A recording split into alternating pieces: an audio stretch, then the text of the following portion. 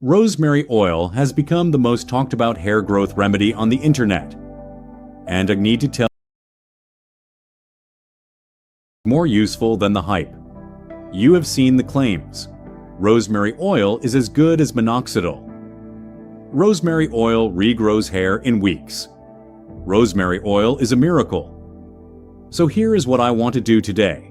As a dermatologist who has read the actual studies and watched real patients try it, I'm going to separate what the science genuinely shows from what the internet has exaggerated. Because the reality is this: rosemary oil is one of the few natural remedies with real published human research behind it, which is remarkable. But it also fails most people who try it, and it fails them for one specific, fixable reason that almost no video ever mentions. Stay with me to the end, because that reason, the single most common mistake people make with rosemary oil, is the difference between it doing nothing and it actually working. Your doctor has probably never had time to walk you through this. Not because they are hiding it, because appointments are too short. I'm Dr. Alan Brooks. I have spent 35 years as a board-certified dermatologist focused on hair and scalp, and more than 10,000 patients have sat across my desk. And rosemary oil is something I get asked about constantly now, more than almost anything else. Some of my patients have had genuinely good results with it. Others tried it for a month, saw nothing, and threw the bottle away, convinced it was all internet nonsense. And when I dig into the difference between those two groups, it almost never comes down to the oil itself. It comes down to how they used it, and whether their expectations matched reality. So I want to give you the honest, complete picture, so you can decide for yourself, and if you try it, actually give it a fair chance. This channel is where I say what I never have time to say in a 15-minute visit. Maybe you are here because you have seen the before and after photos, and you're hopeful but skeptical, wondering if this is just another remedy that overpromises. That skepticism is healthy, and I want to honor it. The hair loss world is full of miracle claims that dissolve under scrutiny, and you are right to want the real evidence before you invest your time. Perhaps you have already spent money on products that did nothing, and you are tired of being disappointed, tired of hoping. Or perhaps a friend swears rosemary oil changed their hair, and you cannot tell if that is real or just enthusiasm. Either way, you came here for the truth rather than a sales pitch, and that is exactly what I intend to give you. So let us look at what the studies actually say, honestly, the strengths and the limits both.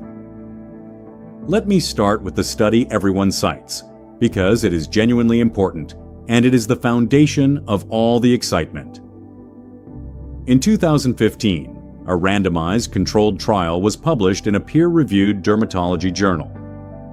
Researchers took a group of men with androgenetic alopecia, that is the common hormone-driven pattern hair loss, and they split them into two groups. One group applied rosemary oil to the scalp daily. The other group used minoxidil at a 2% concentration, which is one of the standard proven hair loss treatments. They followed both groups for 6 months. And here is the result that lit the internet on fire. After 6 months, both groups showed a significant increase in hair count. And statistically, the two groups were comparable. The rosemary oil group did about as well as the minoxidil group. And on top of that, the rosemary users reported less scalp itching than the minoxidil users. That is a genuinely impressive result for a natural oil, and it is why rosemary earned its reputation. This was not a magazine claim or a social media rumor. It was a real, controlled human trial. But now let me give you the honest context, because this is where responsible interpretation matters, and where the internet stops telling you the whole story. First, it was a single study with a relatively small number of participants, which means we should hold the result with appropriate care, rather than treating it as the final word. Good science wants to see results repeated across multiple larger trials before calling something settled, and rosemary is not there yet. Second, and this is important, notice what it was compared against. It matched minoxidil at 2%, the lower strength version. It did not beat it, and it was not tested against the stronger formulations. So the accurate, honest headline is not rosemary oil is better than minoxidil. The honest headline is rosemary oil performed comparably to a lower dose of minoxidil in one well-designed study, which is still genuinely encouraging, just not the miracle the thumbnails promise. I'm telling you this because I would rather you have realistic hope that lasts than inflated hope that shatters in a month. Realistic expectations are what keep people consistent long enough to actually benefit. So why does it work at all? Let me explain the actual biology, because understanding it helps you use it correctly. Rosemary oil carries two key active compounds, one called cineol and one called carnosic acid. Research suggests they help your hair in a few ways at once. The first is circulation. These compounds appear to improve microcirculation, the blood flow in the tiny vessels feeding your follicles. Remember, as we age, blood flow to the scalp declines, starving the follicles of oxygen and nutrients. Rosemary appears to help open that supply back up, delivering more fuel to the root, which is very likely the same mechanism minoxidil uses and may explain why they performed so similarly. The second proposed mechanism is that carnosic acid may help protect against some of the nerve and tissue damage around the follicle, keeping the follicle environment healthier. And there is some evidence it may also interfere, mildly, with the local activity of DHT, the hormone that shrinks follicles, though this effect is less established. So picture your follicle as a plant in soil. Rosemary oil is turning the water supply back up, and possibly making the soil a little less toxic at the same time. It is nourishing the environment and improving the flow, which is a sound, logical basis for real, if gradual, results. And let me place rosemary honestly among your options, because you deserve to know where it fits, rather than being told it is the only answer. If you compare it to plain, over-the-counter biotin gummies, rosemary oil arguably has more direct human evidence for actually affecting hair growth, because it acts topically on the follicle, rather than hoping to fix a deficiency you probably do not have. Compared to the proven pharmaceutical treatments, minoxidil and finasteride. Rosemary is gentler and more natural, but the pharmaceuticals have far more extensive research behind them. So rosemary is best understood as a well-supported, natural alternative for people who prefer that route or cannot tolerate the drugs, not necessarily as a wholesale replacement for someone with aggressive loss. And compared to the mountain of other trendy oils people rub on their scalps, castor, coconut, and the rest, rosemary stands out precisely because it has that human trial behind it, where most of the others rest on tradition and anecdote alone. So the fair way to see rosemary is this: among natural remedies, it is one of the most evidence-backed choices you can make. It is not magic, and it is not a guaranteed substitute for medical treatment, but as natural options go, it is one of the few with real science on its side. That is a genuinely good position for a natural remedy to be in. Before I give you exactly how to use it correctly, do something for me right now. Type in the comments whether you have tried rosemary oil already, and if so, whether it worked for you or not. And tell me your age. I have a strong suspicion that the people who say it did nothing are going to have one specific thing in common. And by the end of this video, you will know exactly what it is. Now, the most important part of this entire video, the reason most people fail with rosemary oil. And it is not that the oil does not work, it is how they use it. So let me give you the exact correct method. And each part of this fixes a mistake I see constantly. The first and biggest mistake is using it undiluted. People buy pure rosemary essential oil and apply it directly to the scalp. And this is a serious error for two reasons. Pure essential oils are extremely concentrated, and applied neat, they can cause irritation, burning, redness, and an inflamed scalp, which is the exact opposite of the calm, healthy environment you want for growth. I have treated the contact dermatitis this causes. So here is the rule. Rosemary essential oil must always be diluted in a carrier oil. Use a few drops, about 3 to 5 drops of rosemary essential oil per tablespoon of a carrier like jojoba, which closely mimics your scalp's natural oil, or grapeseed or castor oil. That dilution is not optional. It is the difference between nourishing your scalp and burning it. The second mistake is applying it to your hair instead of your scalp. The follicles are in the scalp. The length of your hair is already dead protein. Slathering rosemary oil down the strands does nothing for growth and just makes your hair greasy, which is another reason people give up. So part your hair into sections and apply the diluted oil directly to the scalp, where the follicles actually live. The third mistake is skipping the massage. When you apply the oil, take 2 to 3 full minutes to massage it into your scalp with your fingertips. This is not just about spreading the oil. The massage itself increases blood flow to the follicles, working hand in hand with the rosemary to deliver more oxygen and nutrients to the root. Rushing this step throws away half the benefit. The fourth mistake is leaving it on for too short a time, or washing it out immediately. For it to absorb and work, leave the diluted oil on for at least 30 minutes, and ideally longer.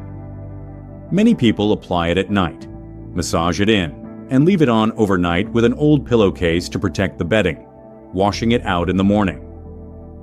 That gives it hours to do its job. And the fifth mistake, which ties to everything, is frequency. You do not need to do this every single day, and doing too much can leave buildup.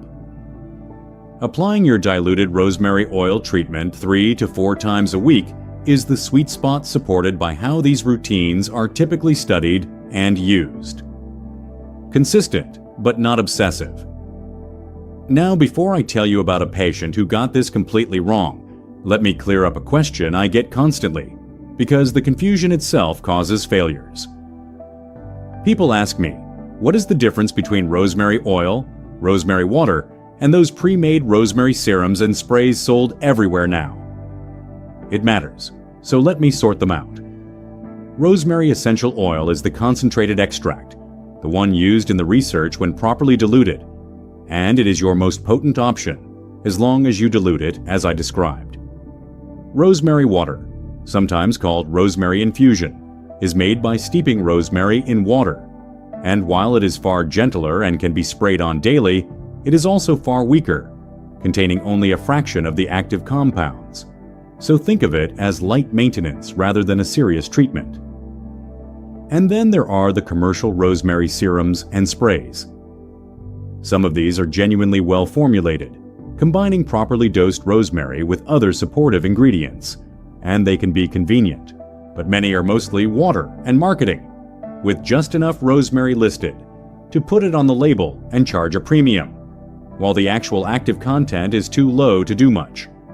So if you buy a pre-made product, turn it around and check that rosemary sits high on the ingredient list, not buried near the bottom. The honest bottom line is that the diluted essential oil, used correctly, gives you the most control and the most active ingredient for your money. The sprays are convenient, but often underpowered. Do not assume that a fancy bottle with rosemary on the front is stronger than a few drops of real essential oil mixed into jojoba at home. Usually it is the opposite. Let me tell you about Susan, because her story captures the whole point. 63, a patient of mine, who told me, a little embarrassed, that she had tried rosemary oil for 6 weeks, decided it was useless, and quit. When I asked her exactly how she had used it, the answer told me everything. She had been dabbing pure, undiluted rosemary oil onto the very top of her hair, not her scalp, a couple of times when she remembered, and washing it out after 10 minutes. Every single part of that was wrong, so of course it did nothing. We corrected the whole method, diluted properly, applied to the scalp, massaged in, left on overnight, 3 to 4 nights a week, and, crucially, we agreed she would judge it fairly at 4 to 6 months, not 6 weeks. At her follow-up, she was genuinely pleased, with less shedding and fine new growth coming in along her part. The oil had never been the problem. The method and the timeline had been. She had given up on something that could have worked because no one had ever told her how to use it. So here is exactly what to do, step by step, if you want to give rosemary oil a fair, honest trial. First, buy a real rosemary essential oil and a carrier oil like jojoba. Mix 3 to 5 drops of rosemary per tablespoon of carrier, and you can make a small batch in a dark glass bottle to keep for the week. Second, part your hair and apply it directly to your scalp, not the lengths. Third, massage it in with your fingertips for 2 to 3 full minutes. Fourth, leave it on for at least 30 minutes, or overnight if you can, protecting your pillow. Fifth, do this 3 to 4 nights a week, consistently, and wash it out with a gentle, sulfate-free shampoo. 2 practical tips. First, always do a patch test behind your ear and wait 24 hours before putting it on your whole scalp to make sure you do not react even to the diluted version.